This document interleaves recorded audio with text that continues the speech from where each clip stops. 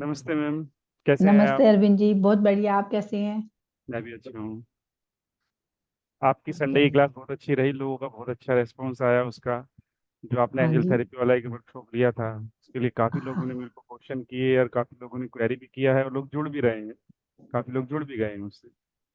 एक ना क्योंकि रह अरविंद रहे जी, है। हाँ हाँ जी। जी अरविंद जी, एंजल्स का क्या है, मेरी लाइफ में बहुत बड़ा योगदान है। तो मुझे भी लगा जो मेरे एक्सपीरियंस है मैं लोगों के साथ शेयर करूं, क्योंकि आज भी मैं एंजल्स के बिना नहीं चल सकती आगे।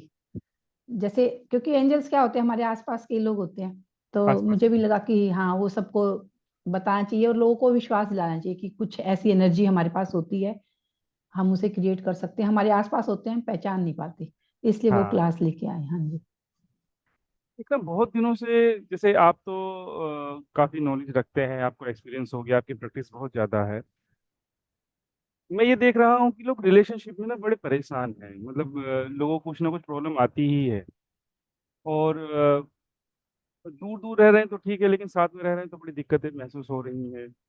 और तो ऐसा नहीं कि पर्सनल रिलेशनशिप में परेशान है, परिवार में भी कुछ ना कुछ दिक्कतें बढ़ रही हैं, दो लोगों के संबंध इतने अच्छे नहीं है, कम्युनिकेशन इतना अच्छा नहीं चल रहा है। बहुत सारी चीजें हैं जिसमें देखा जाता है। लोग एक दूसरे को एक रेस्पेक्टफुल नजरिए से नहीं देख रहे हैं, वो भी देखने को आ रहा है। एग्रेशन बहुत ज्यादा दिखाई दे रहा है इन दोनों, मैंने ये देखा। तो क्या रिलेशनशिप के लिए हम लोग वास्तु को भी जिम्मेदार ठहराते हैं? रिलेशन वास्तु की वजह से भी रिलेशनशिप में दिक्कतें आ सकती हैं। क्या हम इस कुछ रेमेडी करके, छोटी मोटी रेमेडी करके अपने रिलेशनशिप को ठीक कर सकते हैं वास्तु के बिहाफ? क्योंकि वास्तु की हुई रेमेडी में जो समझता हूँ ये है कि वो स्ट्रॉन्ग रेमेडी होती हैं और फिक्स्ड रेमेडी होती हैं। अगर जो एक बार उन्होंने आपको सपोर्ट किया, तो फिर आपके जीवन में जो जिस वजह से आपने वो रेमेडी की है, उसको एक अच्छी डायरेक्शन दी जा सकती है और उसके जो स्ट्रगल्स हैं उसको कम किया जा सकता है, जहाँ तक मैं समझ रहा हूँ। तो क्या रिलेशनशिप के लिए भी ये वास्तु दोष जिम्मेदार होता है, रेस्पॉन्सिबल होता है? और ये इसको हम किस तरीके से ठीक कर सकते हैं? प्लीज। हाँ, बहुत अच्छी बात है ये कि अ, बिल्कुल ठीक कहा आपने कि रिश्ते जो भी हमारे रिलेशन होते हैं, चाहे हस्बैंड वाइफ के हो या घर में हमारे रिलेशन होते हैं, वास्तु दोष अगर खराब है तो वो जरूर हमारे रिलेशन खराब होंगे। क्योंकि आजकल जो भी, अगर हम दिल्ली में ही देखें तो 100% वास्तु हम ठीक कर भी नहीं सकते, लेकिन हम छोटी छोटी रेमेडी से हम अपने घर को ठीक कर सकते हैं। क्योंकि लैंड ही ऐसी है, कहीं भी हम 100% वास्तु का इस्तेमाल कर ही नहीं सकते कि हम प्रॉपर वास्तु से बनाए। वो पहले होता था कि गांव में हमने आंगन खोला छोड़ा और बीच में तुलसी का पौधा छोड़ा, जिसे हम ब्रह्मस्थान बोलते थे। लेकिन आज इम्पॉसिबल हो गया, क्योंकि एक के ऊपर 3 फ्लैट और बने होते हैं, या 18 19 फ्लोर बने हुए होते हैं, और टॉयलेट जहाँ पे एक का बना उसी के ऊपर सबके बने हुए होते हैं। तो ये बिल्कुल ठीक है, और अगर वास्तु दोष है तो हमारे रिलेशन खराब होने शुरू हो जाते हैं। पर मैं एक बात बोलूंगी कि वास्तु, जब हम किसी फ्लैट में आते हैं तो वास्तु दोष एकदम से नहीं लगता, उसे भी हमारे साथ आने में 4 5 साल लग जाते हैं। और आजकल क्या हो गया कि जो भी छोटे छोटे फ्लैट ले लेते हैं, बिल्कुल भी वास्तु को हम देखते ही नहीं है। ईएमआई पे ले लिया कि भाई सस्ता मिल रहा है, चाहे वो बिल्कुल भी नेगेटिविटी वाला माहौल हो, हम ले लेते हैं। नॉर्थ ईस्ट में,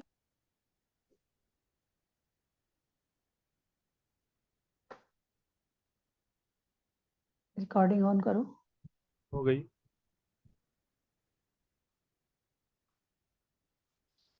नॉर्थ ईस्ट में अगर कहीं भी फ्लैट में अगर नॉर्थ ईस्ट में टॉयलेट हो ना, तो मुझे लगता है वो फ्लैट हमें अवॉइड करना चाहिए, या हमें फिर उसको तुड़वा के दोबारा बनाना पड़ेगा, उसकी कोई रेमेडी नहीं है।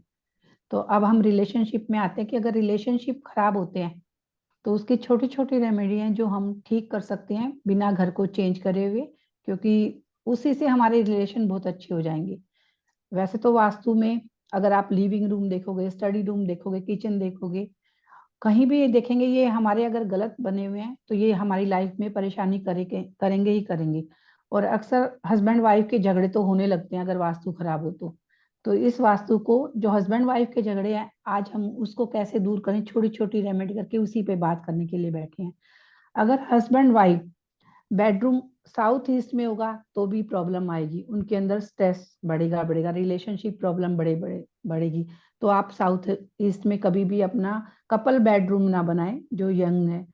अगर डार्क कलर रूम में करवाते हैं तो हमारी संबंध अच्छे नहीं होंगे। डार्क रूम अगर करवाते हैं तो नेगेटिविटी आएगी, और नेगेटिविटी आने से गुस्सा बढ़ेगा। तो डार्क कलर कभी भी बेडरूम में ना करवाएं, कपल रूम में ना करवाएं। और अपनी जो भी कपल की फोटो है वो साउथ वेस्ट में लगाएं, तो संबंध हमारे अच्छे होंगे। हमारी जो फोटो है, जो भी हमारा बेड हो वो वुडन का हो, ना कि आजकल लोहे के एंगल के बने हुए ऐसे आते हैं, वो हमारे संबंध को कहीं ना कहीं खराब करते हैं। तो वुड का बेड बना हुआ होना चाहिए। कमरे में आप ड्रेसिंग टेबल रखते हैं और उसी में हमारा बेड नजर आता है, जब हम लेटे हुए हो या बैठे हुए, तो वो शीशा जरूरी होगा, क्योंकि कपल का रूम है तो उसको तैयार होने के लिए जरूरी होता है। तो बेटर है कि आप जब सोएं या बैठे उसमें उसमें कर्टेन डाल दें, या उसको ढक के रखें शीशे को, तो आपका बेड नजर नहीं आना चाहिए। ऐसा नहीं है कि उसमें ग्लास तो होगा, लेकिन उसे कवर करके रखें। एक जब हम पिलर बनाते हैं, फ्लैट बनाते हैं, तो बीम बनती है, आप जानते होंगे उसे पिलर भी बोलते हैं। बीम बीम बीम के नीचे बेड ना रखें।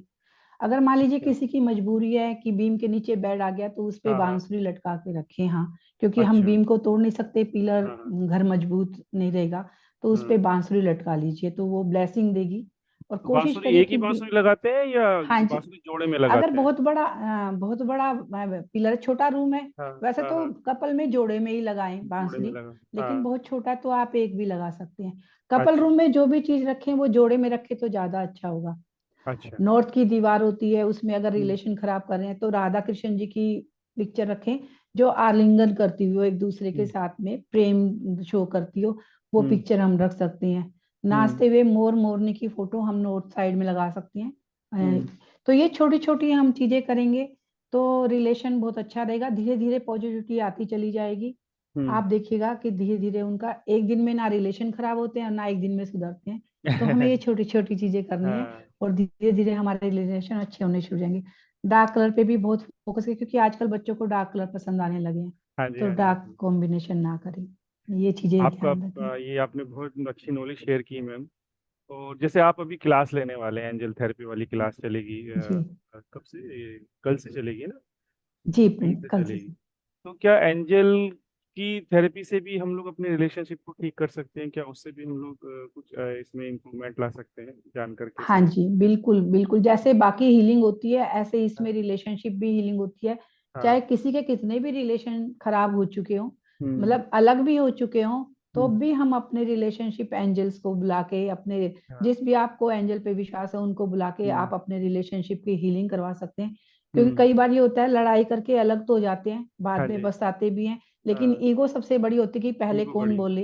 हाँ हाँ, जी हाँ जी। तो अगर हम उसको एंजल्स को अपनी बात बोले कि भाई मैं झुकना तो चाहती हूँ, लेकिन मैं उनके सामने नहीं जाना चाहती हाँ ऐसे, हाँ हाँ हाँ तो हम ऐसे अपना मैसेज, कहते हैं टेलीपैथी, करवा सकते हैं वो, कि भाई हाँ दोनों के मन में बात आई और कहीं मिल गए और बात हाँ हाँ। फिर से तो ऐसे मिराकल्स होते हैं, बहुत होते हैं।